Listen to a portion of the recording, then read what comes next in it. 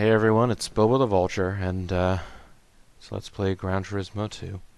And I tried to be nice. Tried to offer up a variety of different funky, fresh, and cool cars that could do this enduro. I souped up an XJ220 to within an inch of its life. It had lots of power, and it was all hotted up and super interesting. Here's a three-door SI Civic that I did not actually mean to select because it's been long enough since I played that I thought circle was a cancel button when actually triangle is the only cancel button. Actually, I shouldn't say that. Perhaps square is also one. Square is also one. So yeah, as opposed... Yeah, it's slightly disorienting. I'll just leave it at that. Alright. I didn't want to,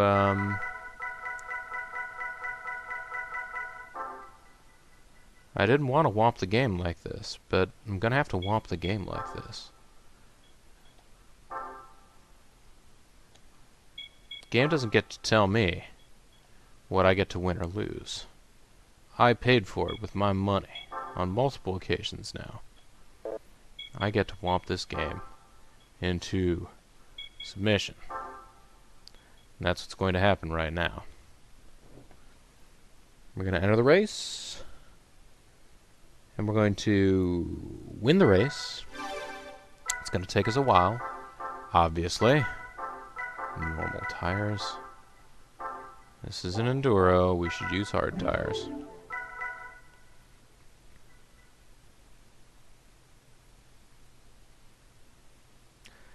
Let's just start it. I was debating in my head whether or not to make maximum use of gearbox settings, but with this car there really shouldn't be a need. If I need to calibrate down the Escudo Pikes Peak car in order to make this work,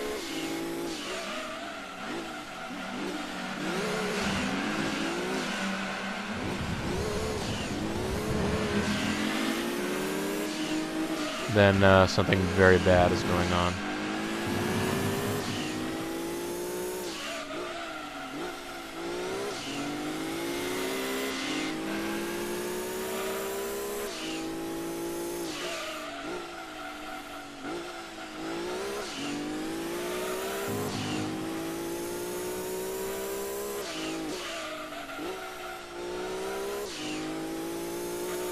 So we may want to start slowing down for some of these various things.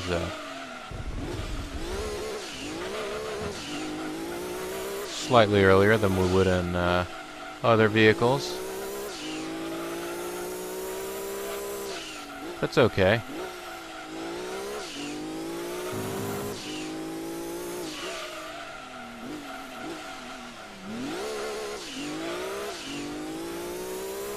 As long as we don't start spinning out. Right? Am I right? Am I left?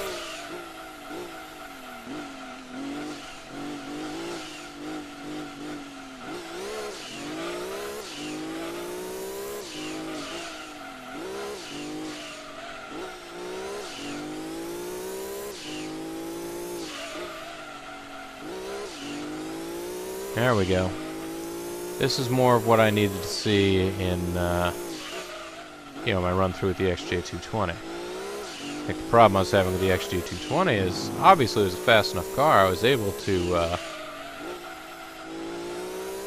barely keep in front of guys and, sort of proceed apace, but, it wasn't Rafflestone. I needed something that was going to clearly be a cheat. And I hate to use the term cheat, but this car is cheat hacks in this game. I know it. People who've played this game long enough to come into possession of this car know it. Now you, the viewers at home, know it, even if you haven't played the game, although I imagine most of you have. This isn't a game I feel like people go looking up later to be like, I heard so much good news about... Good news, everyone! I heard so much good news about Gran Turismo 2, but I really wanted to go back and check out this game in particular. It's just not a thing that happens a lot. I say as though I know.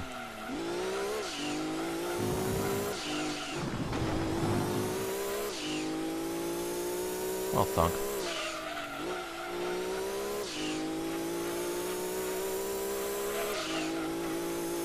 This is, you know... Look, folks, I don't feel good about this, but I was feeling even worse about the fact that I was completely dispirited by how the game went and how the last Enduro went. That, you know... I didn't want to just sit there and drop this LP, which I essentially was doing for a while there. I mean, this is one of my favorite all-time video games. Startling as that may be to some, this is one of my all-time favorite games. This would be on my list of Desert Island games. It's shocking to me now because I consider myself an old-fashioned, like, 8-bit, 16-bit sort of person, but when I think about games that I would want on my, like, a Desert Island video game list and list of my favorite games of all time, it tends to be things like Gran Turismo 2, Castlevania Symphony of the Night.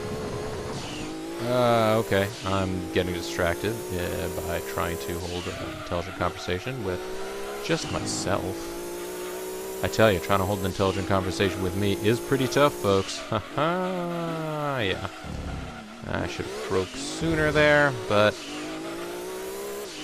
tires are still in good enough shape to forgive me that sin. Forgive me that trespass, as we forgive those who trespass against us. And lead us not into temptation, but deliver us from evil. Everybody knows the Lord's Prayer. If that's the Lord's Prayer, is it presumptuous of us to use it? No, he told us to. That's what the book says. I'm not talking about Dianetics by L. Ron Hubbard, although that is a book. It's funny, I know a guy who's like a big divinity scholar. He's actually like, he's an atheist himself, but, you know, finds it interesting as a study of our, you know, some of the most universally shared aspects of human culture.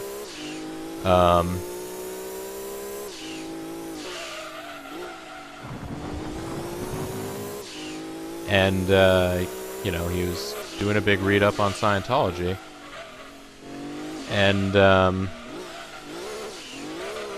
because, you know, he's a few years younger than I am, but had never seen, and maybe some of you folks at home have never seen them either, L. Ron Hubbard, the Dianetics, one of these sort of books that's kind of an entree into the thinking behind Scientology and all that stuff.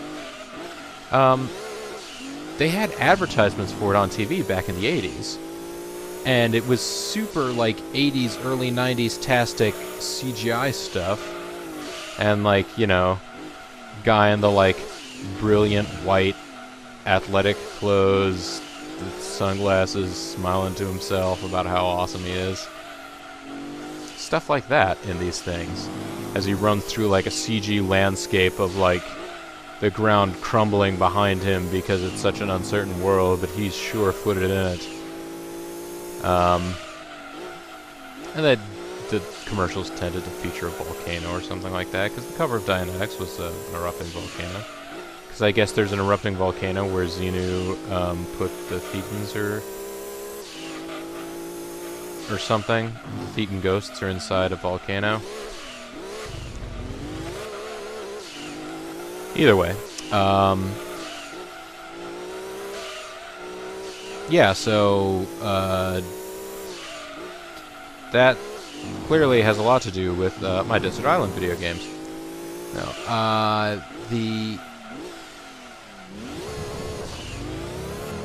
but I think of myself as an 8-bit, 16-bit sort of guy, but then if I think about my favorite games, this is one of them.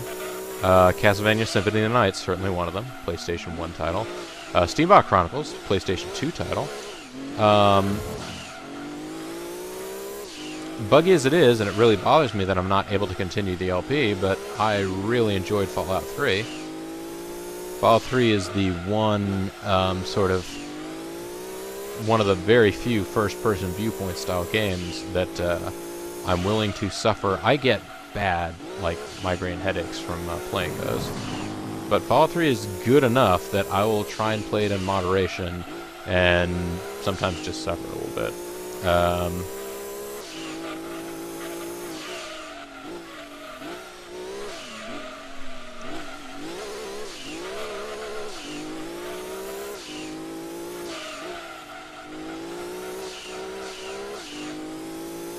So, like, if I actually had one Desert Island console,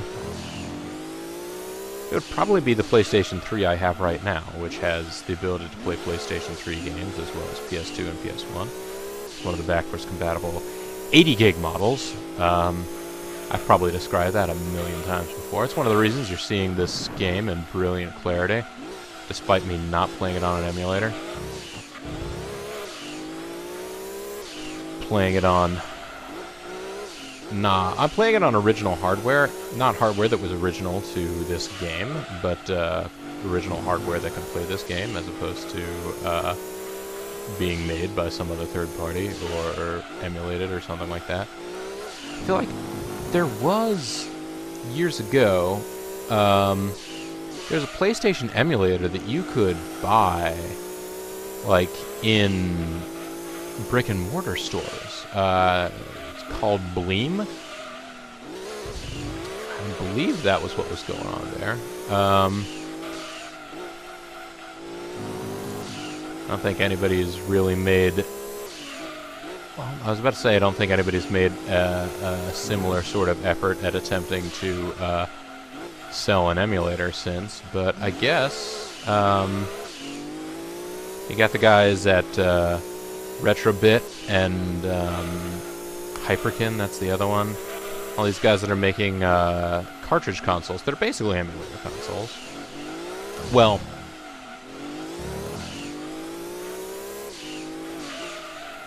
it's, I guess in the case of some of the Retro Bits, like the Retro I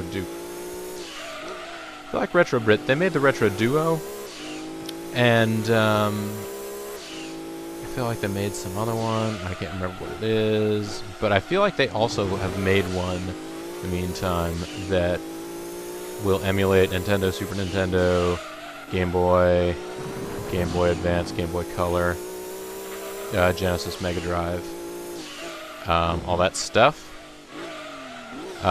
with hardware emulation. I forget what that one's called now. Hyperkin have done a similar thing. Maybe Retro Bit never got around to making the one. I remember they had plans for it. But Hyperkin made the Retron 5, and it is purely a software emulation thing. Basically, I think the guts inside it are like an Android-based emulator, or I don't know, maybe it's a series of Android-based emulators.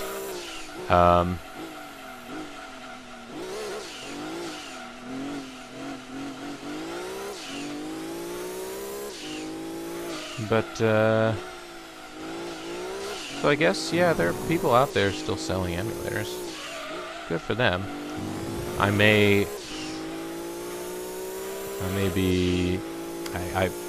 earlier today, actually, before I stuck this in to have a go-around, I was attempting to do a quick Let's Play of a Game Boy Color game, using my GameCube with the Game Boy adapter, and my Hopage kept switching off. I don't know whether or not that's because my Hopage was bugging out, or because now, I've played Game Boy Advance games using that player.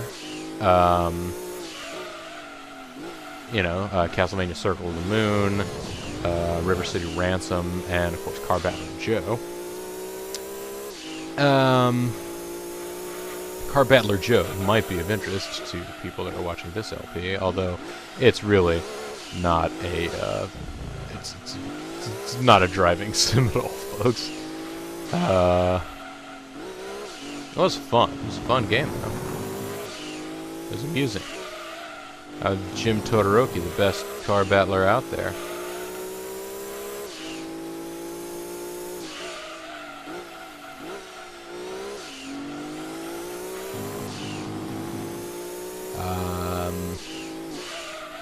But I don't know if it was because the signal is kind of weak from, you know, the older consoles you get and the more primitive games that you get, the weaker signal they output. And I don't know whether or not it's just that the Hopage couldn't find it, couldn't notice it. So if I wanted to go back and get that game, I might have to set up an emulator. I mean, I know I've got a physical copy of the game. Yeah. Those are the ethical issues and, you know, just personal preference issues that Let's Players struggle with on a daily basis. I don't struggle with it on a daily basis, folks. I don't record on a daily basis. I will often try and get a lot done in, you know, little spurts. I will go pay JG a visit on Sunday evening sometimes. We'll get together and play some games, and those generally go on his channel. For more time, but not as often, JG will come over to my place, maybe on the odd Friday. Sometimes we both work schedules that allow us to have Fridays off. And we might sit down and record a whole batch of stuff together at the same time, too.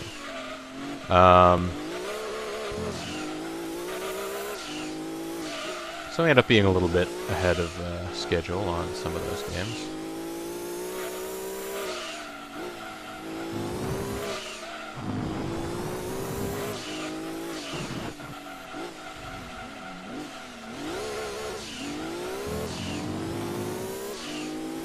Alright, and who's the end of the order here? This looks like an Orca Viper of some sort, or maybe some other type of Viper, but a GT2 style Viper. Or maybe somebody fielded a Viper in the Japanese Super GT Championship, which is where I feel like most of these other cars are coming from.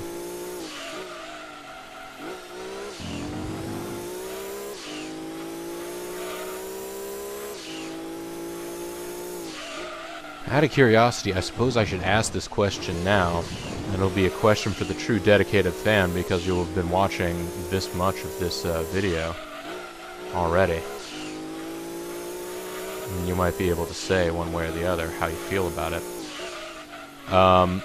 If it turns out that my skills really just have gotten this bad, would it bother you to see me race the final, you know, most difficult games or most difficult challenges, races, and tournaments of this game using the Escudo Pikes Peak car? I know it's a cheat, but it'll get us through the game, and we'll all be able to see what happens. We all want to know what happens, right? It's Bravo. Watch what happens. Now then. Oh. Well, that isn't how I intended to get through there, but I got target fixation on that guy's backside. I know. I got target fixation on that guy's backside. You guys can take that sample and use it.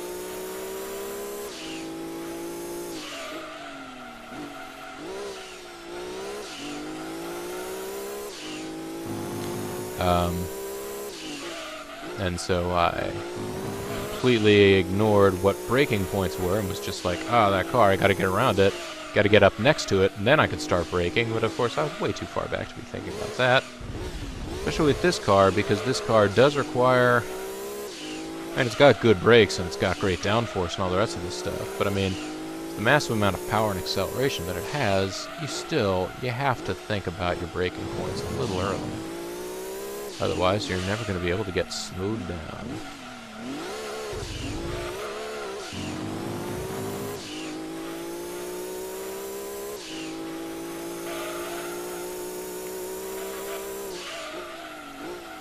And the one disadvantage to the Escudo Pikes Peak car, at least from how I end up using it, is visibility. get this big wing in the way where you want to see. And that's, of course, easily taken care of by just using bumper cam. I'm not used to doing that with this game, though. It's weird. Each of the Gran Turismo games have, I mean, up until, you know, later on in the series, until you get to, like, the PlayStation 3 era, a lot of them had very similar controls to one another. But,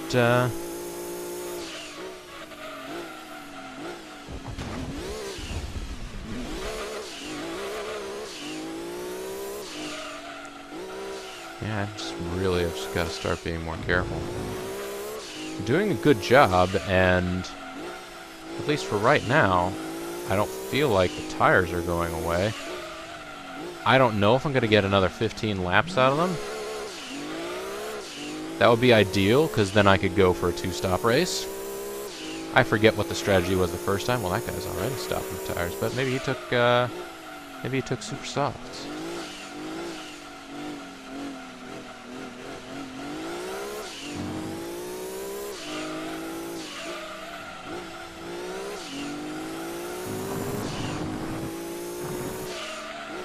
Maybe that is exactly what happened.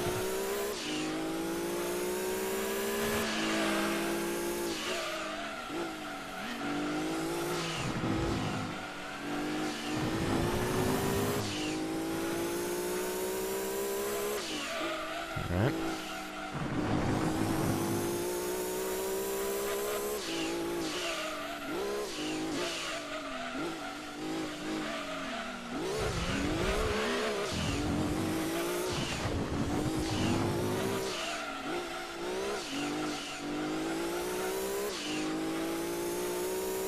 That wasn't the easiest way through the corkscrew at Laguna Seca, but it happened, and we survived.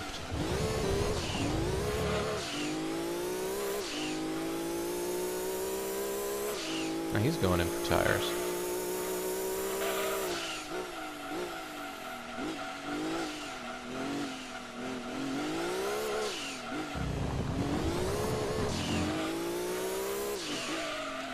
Alright, I am not entirely positive, but I believe at this point I have lapped the field.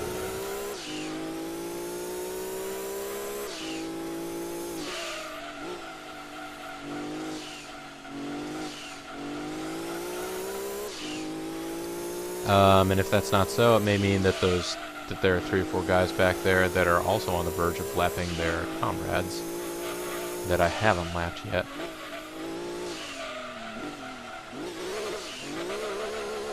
But I believe I have this, says the guy on 17th out of 90 laps.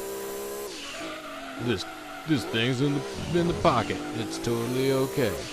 I know, folks. I know. Sweet America. Oh, jeez. Sweet America. Yeah, that'll be the one thing, I guess. At this point, Fallout 3. I love that game. I would love to continue playing it.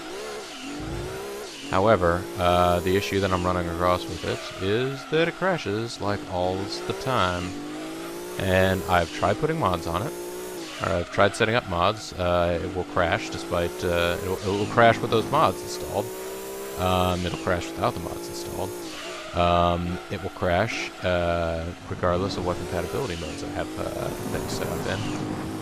I have XP7 Pro. I might be able to just attempt to run Windows in full-on XP emulation mode as opposed to just running compatibility mode for the program. See if that would help. Last thing I attempted to do was resurrect my old XP computer that has Fallout 3 on it, and it's just not. It's seen far better days. The computer itself. So if I can get it to start and run and get to Fallout 3, it'll play Fallout 3 just fine. The issue is getting it to start and run and get to Fallout 3. Doesn't always want to do that.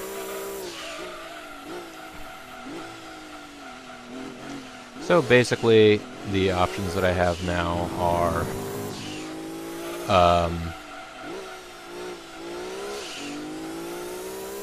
fiddle with my old XP computer and try and get it fixed up so that it will run again will run well again. And basically use my HD PVR to record my old computer using my new computer, which is possible. People do it.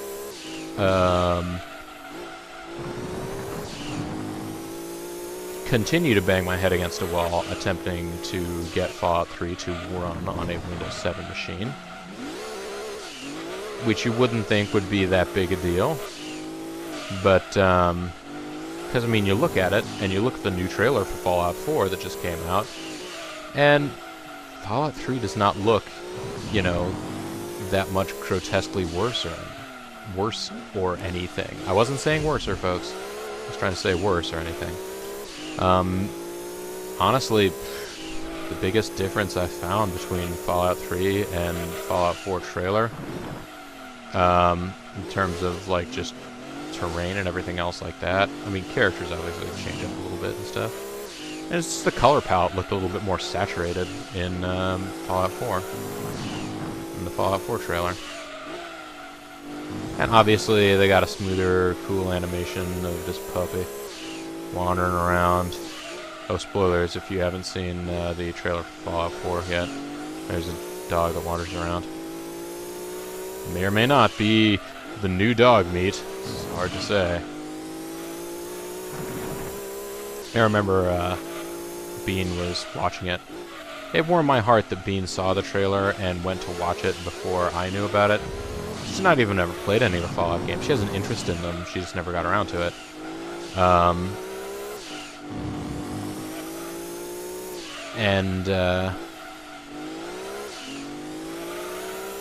She was telling me, like, oh yeah, there's a puppy in it. I'm like, well, okay, that sort of makes sense. There tend to be dogs in the Fallout universe in all the games.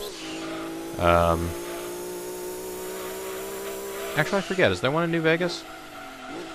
There's probably one in New Vegas.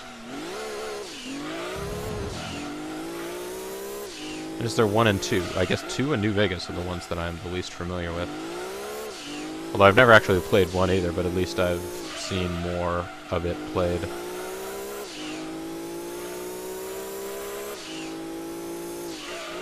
Been meaning to go back and play the original Fallout games. There's a lot of things I've been meaning to do. There are a lot of things other people have been meaning for me to do. I mean, hell, I just got on Steam. There's a million different games that may or may not I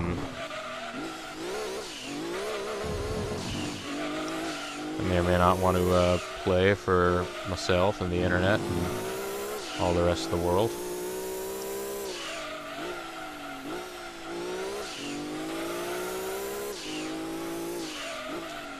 Yeah, Bobo the Vulture is on Steam now. At Bobo the Vulture. At this point, I haven't actually spent $5 on the Steam store, so I can't add friends. I've spent $4.99, and I have a shit ton of games already, but most of them came from things like Humble Bundles.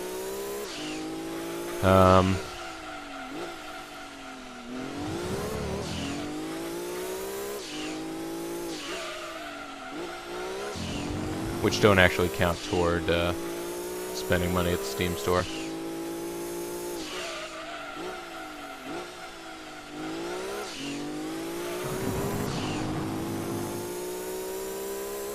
Well, everybody's sort of spread out into their own pace now. That's kind of nice.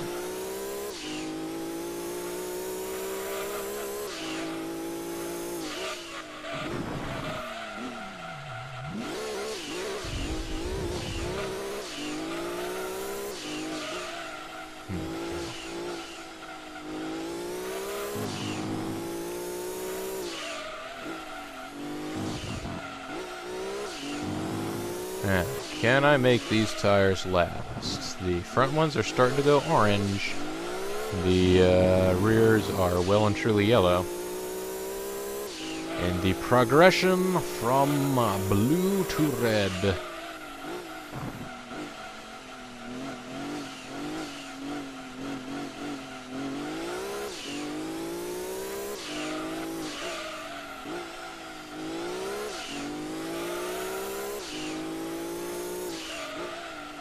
So, heard a lot of people were watching this last time and had a bad feeling about this race from the word go when I was driving up there in my XJR 220. But they were still watching and cheering along. I appreciate the support and all. I mean, the support in that I was cheered on. Maybe not the support in that people had a bad feeling about the race from the word go. But, you know, what are you going to do? I can't choose my fans, and I can't choose their feelings toward me.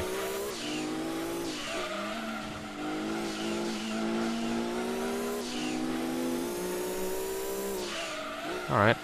I believe I'm passing him for a second time.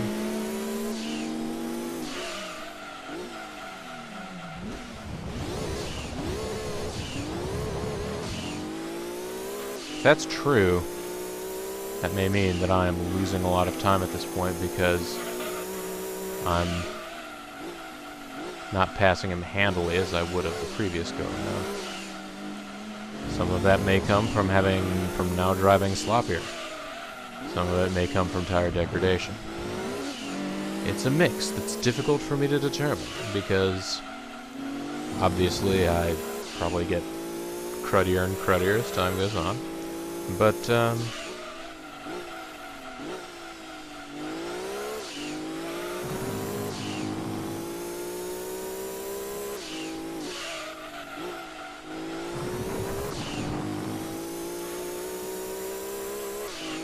but 6 more laps. Can we do 6 more laps?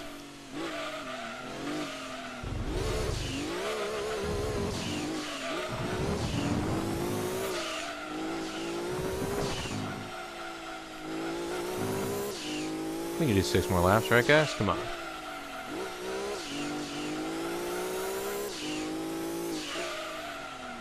Yeah, you just gotta be more careful. You gotta be more precise, more accurate. And everything will work out just fine. That's my story, and I'm sticking to it.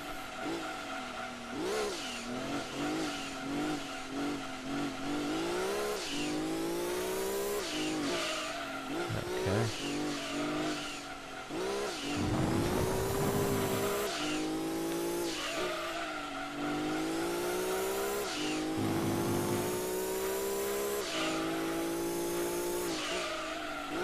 Maybe I should be looking at my split times. See whether or not I am anywhere near maintaining even laps.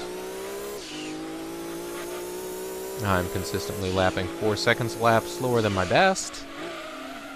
Was my best just ridiculously exceptionally good?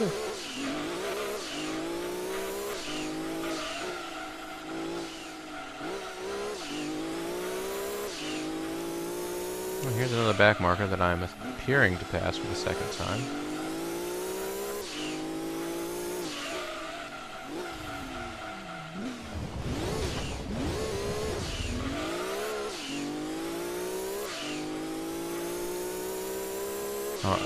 What is this lap time going to be? This one is 1:17. That's even worse.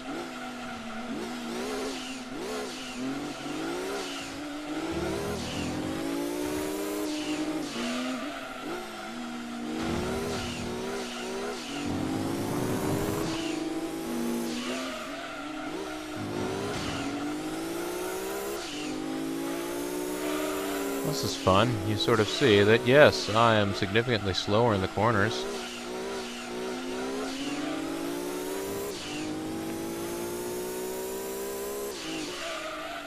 But I explode with acceleration. Which, yes, folks, basically means that I'm driving an overpowered car and not doing it well. That is the take-home lesson from that particular behavior.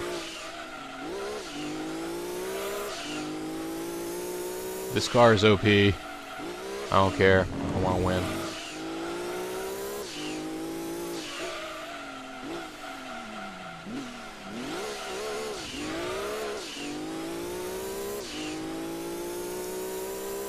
Alright. Let's continue to take the OP Suzuki out on a spin. It's a Scudo's day out.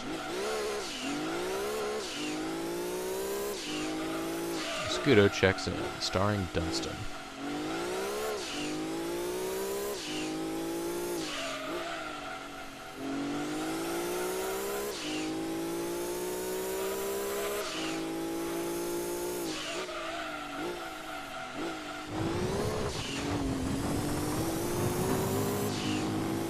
Alright, tried to get the car to turn there. And of course in this game, you can use the tactical wall hitting option that's not really, in later simulation style games, ends up being, you know, less of a thing that people do or should use.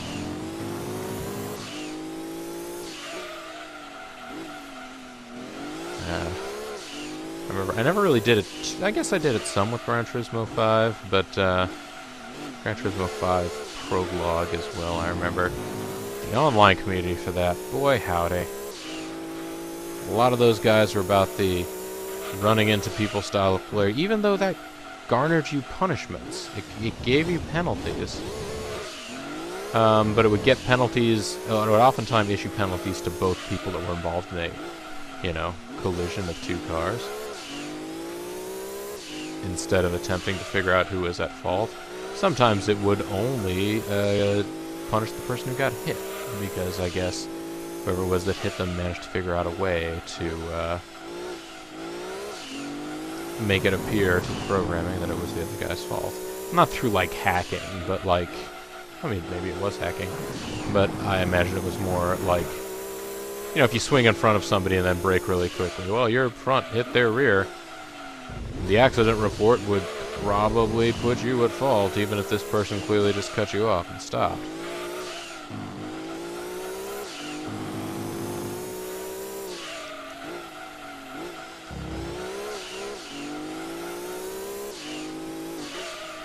Alright, we're going to go ahead and do these 30 laps, and then we're going to do the dirty 30 of laps, and then we're going to bring the car back in.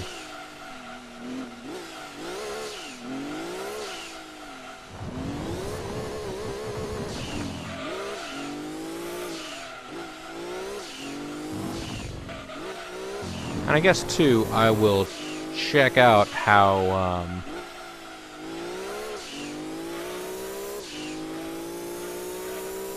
the car performs, what my lap times are after we get fresh tires on board. It really looks like over a course of however many laps it would be a massive difference, to the point where I might just want to, you know, stop more often. Try to take into consideration how long it takes to stop. You guys understand how strategy works, right?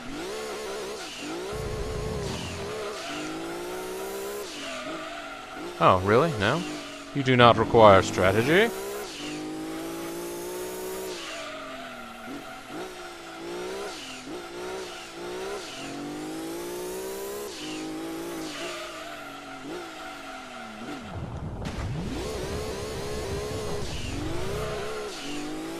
I'm gonna go ahead and give this one more lap so that we have an extra one on the bank toward the end, in case, you know, we encounter some bad scenes towards the end of the race. You never know.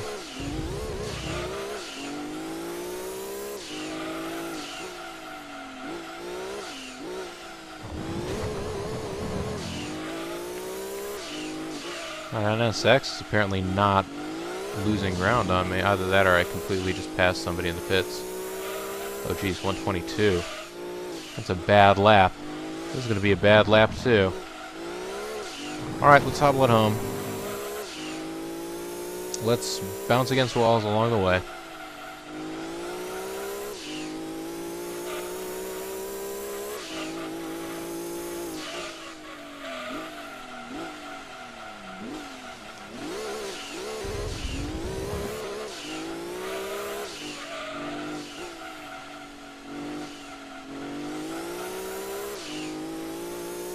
Nice thing about this car is without extreme banking, it's pretty difficult to spin, or at least if you do spin it, it's pretty easy to get it righted again.